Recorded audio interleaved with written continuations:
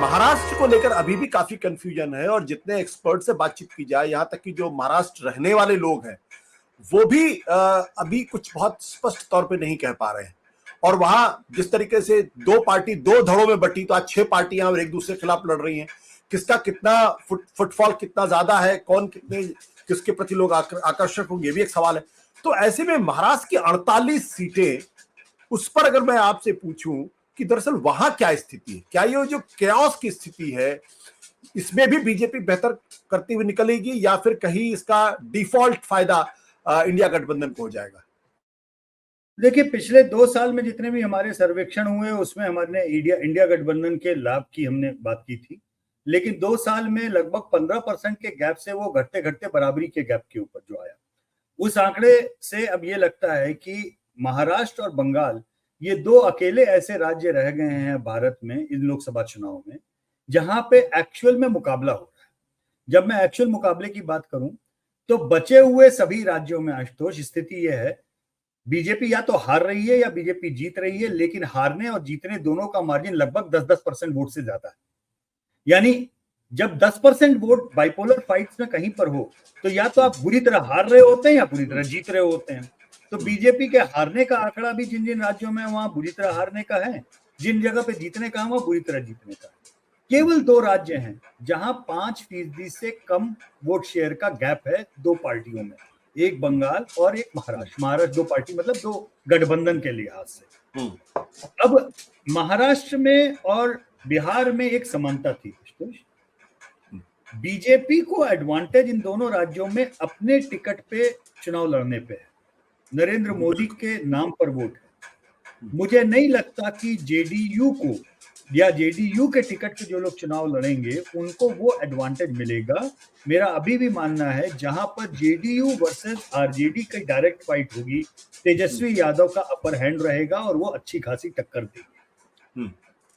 महाराष्ट्र में भी स्थिति वही है, शिवसेना शिंदे गुट या अजीत पवार एनसीपी गुट के खाते से जितनी ज्यादा सीटें बीजेपी छोड़ेगी, मेरा मानना यह है कि उनको स्ट्राइक रेट वो नहीं मिलेगा जो स्ट्राइक रेट बीजेपी को खुद अपने सिंबल पे लड़ने पे मिलेगा, क्योंकि लोगों की नाराजगी स्थानीय सरकार से है और वो नाराजगी सरकार के अलावा ये जो विचित्र कोएलिशन बने हैं जो आपस में विरोधाभासी हैं, दोनों तरफ से विरोधाभासी हैं।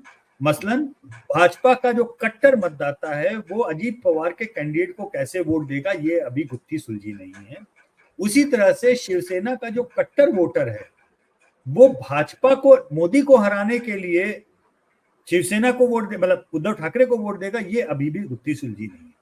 विधानसभा चुनाव के इक्वेशन अलग है, बिल्कुल अलग कर दीजिए। मैं लोकसभा की बात, तो लोकसभा में अगर अपनी स्थानीय सरकार के प्रति बढ़ी हुई नाराजगी को ओवरकम करके केवल अपने नाम पे वोट जुटाना अगर ये स्ट्रैटेजी है तो इसके लिए बहुत जरूरी है कि बीजेपी ज्यादा सीटों पर अपने सिंबल पे चुनाव लड़े।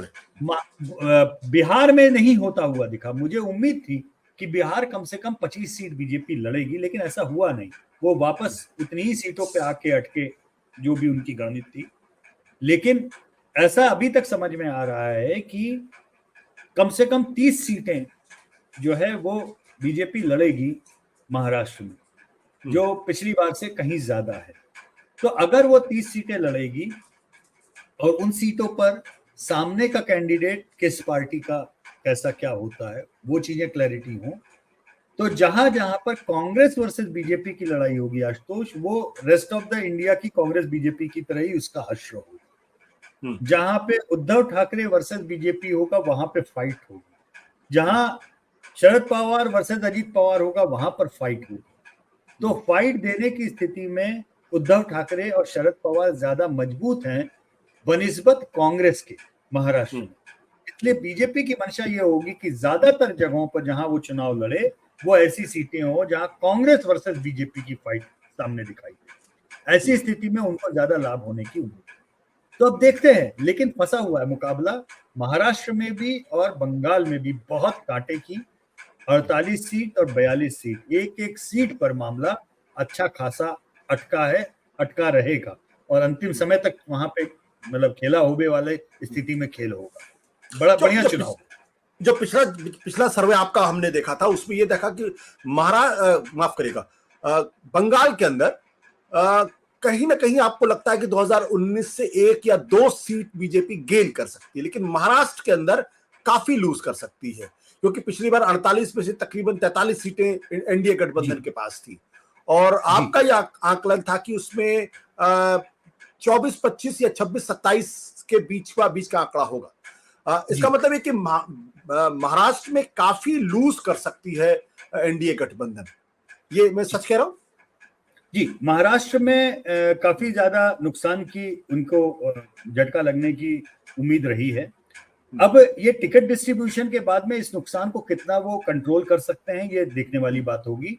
जैसे बिहार के केस में सिंगल डिजिट से 30+ वाली स्थिति उन्होंने एक तरह से मैनेज की आज की तारीख में। महाराष्ट्र में भी वो लोग लगे हुए हैं, और एक बार पूरा टिकट डिस्ट्रीब्यूशन होने के बाद में आशुतोष, तब सीट दर सीट मुझे आकलन करना पड़ेगा, क्योंकि महाराष्ट्र में क्षेत्रीय क्षत्रप तो छोड़ दीजिए, लोकल क्षत्रप भी बहुत ज्यादा है, जिनका अपना एक एक सीट पे वर्चस्व है। वो सीट उनकी है, वो किसी पार्टी से जाके लड़ते हैं तो वो साथ में मस्कुलर वो इलेक्टोरल मसल उसमें और ऐड हो जाती है अलग अलग पार्टी की। हाँ, तो ऐसे करीबन 20 उम्मीदवार हैं महाराष्ट्र में 48 में से, जहां पे उनकी इंडिविजुअल हैसियत रसूख बहुत मायने रखता है।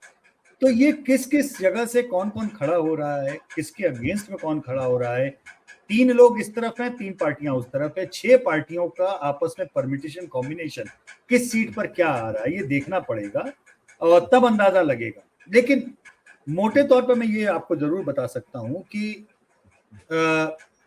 2 साल पहले जितना बड़ा मैथमेटिकल गैप हमको दिख रहा था महाराष्ट्र में, अब उतना बड़ा मैथमेटिकल गैप है नहीं, दिखता नहीं। लड़ाई वहां पे कांटे की होगी।